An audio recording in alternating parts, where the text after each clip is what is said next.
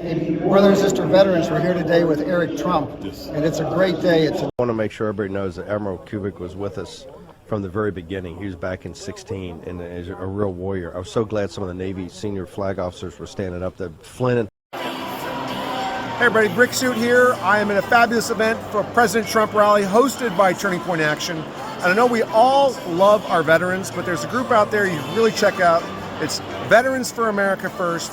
They support all sorts of America First candidates, and they have a veteran focus I'm sure you're going to like, because we love our veterans. President Trump loves our veterans. Give them a look-see. Hey, what's up, man? It's 4G out of Well. I want to give a shout out to Veterans of America, Veterans First. We need to put more respect on our veterans and not our illegal immigrants. Trump 2020. Hey folks, it's John Rich here, Veterans for Trump, incredible organization. We love our vets. Without men and women willing to sacrifice and die if necessary for our country, we wouldn't have a country. We all know that. Much respect and much love. God bless you. Perfect. Hey, Congressman Mike Collins here. Listen, a big shout out to Veterans for America First, organization out there doing great things, backing candidates and helping our veterans, people who really need your help and deserve all the gratitude, debt we could never repay them. Thank you for what you're doing. Keep up the hard work. To all the veterans out there, especially Veterans for America First, we have got to deliver Trump victory. God bless, let's save this country. Hi, it's House Republican Conference Chair Elise Stefanik, representative for New York's 21st Congressional District. Thank you to Veterans for America First for all your hard work. We know that President Trump strongly supports our veterans, and our veterans must turn out to vote for him. Thank you very much. Let's save America. Hey, Georgia and Veterans for Donald J. Trump. You are the reason President Trump prioritizes national security, because we do not want to send our sons and daughters to fight another man's war anymore. You guys are the reason we are safe and secure in this country, and it's about time we put a commander-in-chief back in office to prioritize our veterans and our armed forces. Vote DJT. Hey everybody, it's former Congressman Doug Collins, also Colonel, United States Air Force Reserve. For our America First veterans out there, thank you for the service, thank you for the work. We got a lot of work ahead. You keep doing what you're doing, we always got your back. Hey, Congressman Jim Jordan here. Just want to say thank you for helping Veterans for America First and all the great work they're doing. And thank you for helping me in my campaign. You were my first endorsement. So too was Chairman Jordan. Let's get out of it. Thank you. So much. That is wonderful. And thanks for all you guys do. You're amazing. It's wonderful to be a part of this Veterans for Trump family. So keep staying strong. We have a country to save. Working overtime, we've got to do our part too. And one of the things I look forward to, and I'm very grateful for, we've got Jared and Stan and Veterans for America First. You know, what they're trying to do is raise awareness and also incentivize and motivate and encourage people to get out and vote, because that's why we're here. That's why we're doing the job we're doing, is to tell people, if you go out and vote, you can make a difference in this election. And I know not one of you wants to wake up on November 6th and go, man, we could have just done a little bit more in Douglas County. Well, let me just ask before I draw this. Did everybody enjoy the film?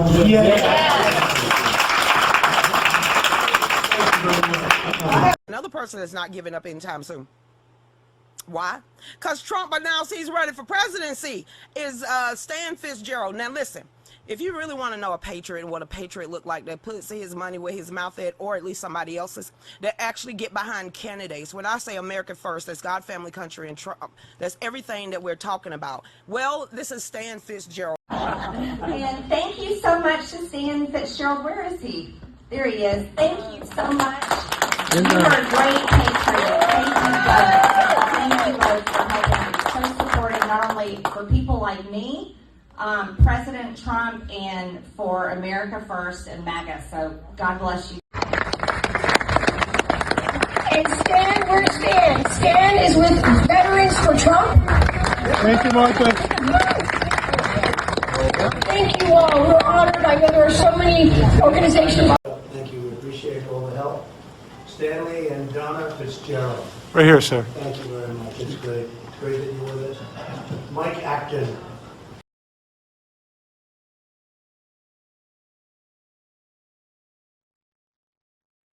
Hi, this is Stan Fitzgerald with Veterans for Trump, and I'm here with Carolyn Jeffords, who is running for Georgia State Secretary of the GOP. How are you today, Caroline?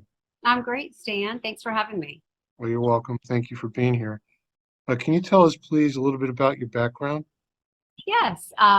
Well, I am one of those rare people that happens to be a native Georgian, born and raised here. I even went to college here at Georgia Tech, so I've really never left Georgia. Georgia has just always been my home. I've had no reason to leave. So I truly have a love and a passion for Georgia. I even had the opportunity to serve as Miss Georgia USA in 2004 and represent Georgia on a state level as well as a national level. And I've been involved in various charities and activities throughout the state of Georgia. And like I said, just continue to have a passion and a love for the state of Georgia and the people of Georgia. Well, And I was going to share with you a little bit about my political background too, although it has not been, I have been a lifelong conservative Republican. I actually attribute it to my grandmother. When I was little, she would watch me, and I remember sitting in her kitchen with her while she was cooking, and she had her little FM radio on, and she was playing Neil Boortz. And then once Rush Limbaugh came on the scene, Rush Limbaugh as well. And so, I mean, that's just something that was ingrained in me. And as I continued to grow up and get older, I remember driving to high school and college, listening to Neil Boortz and Rush Limbaugh and all those folks myself. So it's something that's carried over generationally. My father has also passed that on to me. We talk politics all the time. And so it goes back to my grandmother, my father, myself, and I'm hoping to share those values and priorities with my daughter as well, moving that on to the fourth generation. well, you certainly do. And having heard you do national commentary on the John Frederick Show, you represent our values well. Well, thank you. How do you envision your role as Georgia GOP secretary? Sure. Well, let me go back to a little bit, touch on some of my experience in the Georgia political party here. I was a recount monitor at the Georgia World Congress Center in November of 2020. I had the opportunity to visit up close and personal what happened there and what did not take place, how protocols and procedures were not followed, and it was astonishing to me. So that really drove me to become involved in helping with our elections to become free and fair, and also just the Republican Party getting involved. And so after that, I went on to become Assistant Secretary of the Fulton County Republican Party. And then I was a state committee member. And then now in our new cycle this year, I have been elected to the Vice Chair of the Fulton County Republican Party and a 5th District state committee member. So I've tried to, put my actions where my words are. I've also been involved. Some of you may have heard about the lawsuit that's still standing, the Jeffords case versus Fulton County. And that is a case where the Henry County Superior Court judge was hearing our case.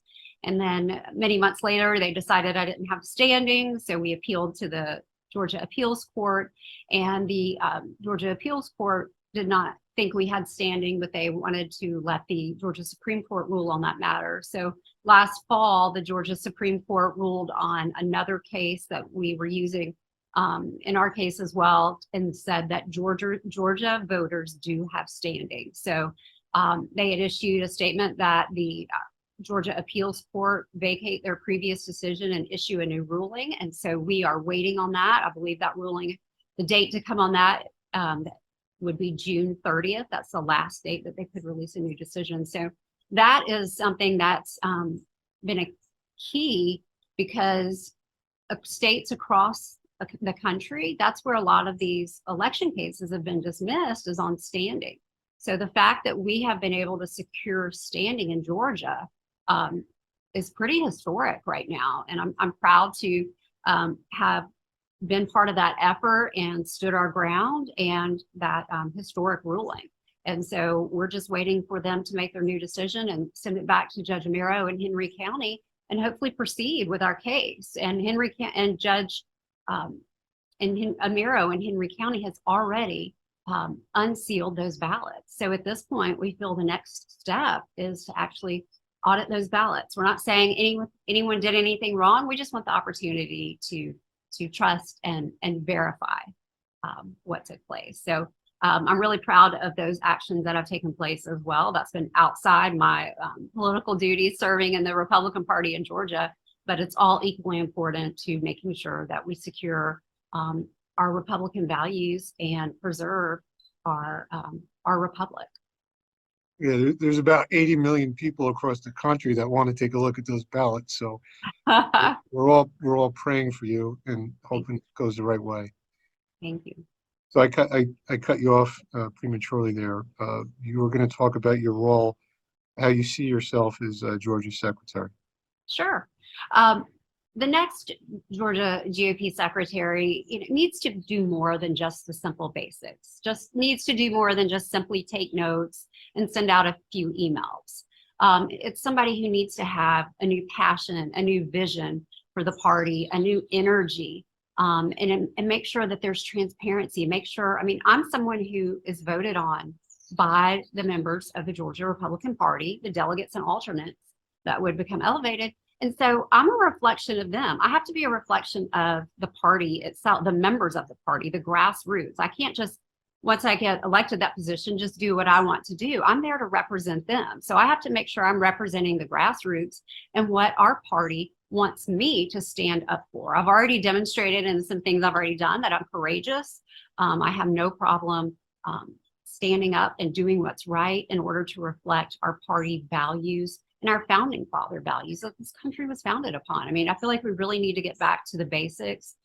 We really need to make sure that we ensure transparency upon all of our members, and that we also help enable our counties across the state of Georgia to be more effective in their communication with their members, and that we can all work as a team. We obviously, there's more power in teamwork and coming together versus everyone kind of being desperate on their own little islands. So I think there's a lot to be said for us coming together, working together, being on the same page of music and creating this beautiful symphony that's actually going to make a difference in the state of Georgia. And we know Georgia is so critical in the next upcoming elections that it's going to make a difference not only for us as Georgians, but for the country itself. There you have it, a message of unity while our governor is dividing the party. So thank you for helping to unite the party. Carolyn, current events. There's obviously very Banana Republic operations going on. We got the president indicted. We have friends of ours in Georgia being targeted. What are your thoughts on these prosecutions and persecutions? Well, you're exactly right when you refer to it as a Banana Republic. These are things that happen in third world countries, governments that have dictators. It's quite frankly, it's just plain un-American. This is not what America was founded on. This is not what we as Americans find acceptable. And it's not what we're going to tolerate anymore. We want the justice system to act justly. We don't want our justice system to act politically. We cannot tolerate political witch hunts. This is America. We have to go back to our founding principles, freedom of speech. Good gracious. Our freedom of speech has been in jeopardy here lately. We have to go back to our founding principles and our Bill of Rights, and that's what America is about. And we have to go back to the basics to get us back on the right footing to move forward and actually make a difference and try to make up what has taken place over the past 2.5 years under Joe Biden's presidency. And what you just said is the reason why at Veterans for Trump and other national organizations we work with are making endorsements of GOP chairs and GOP positions, because not just the candidates, we need state party members to be on the same page with this, because you're going to be very effective with our lawmakers. So I can here announce today that Veterans for Trump unanimously voted for your endorsement. So congratulations. Dan, I'm so proud. It's such an honor. And I so appreciate you guys. You are making such a difference out there nationwide and in Georgia. And so I'm so thankful for your endorsement and appreciate everything that you've done, not only for me, but just helping our patriot, our America First candidates succeed across the state of Georgia. Well, thank you, Caroline, and we're looking forward to seeing you do great things in Georgia. And thank you for your time. Thank you, Dan. You're welcome. Talk to you soon. Okay, bye-bye. Bye-bye now.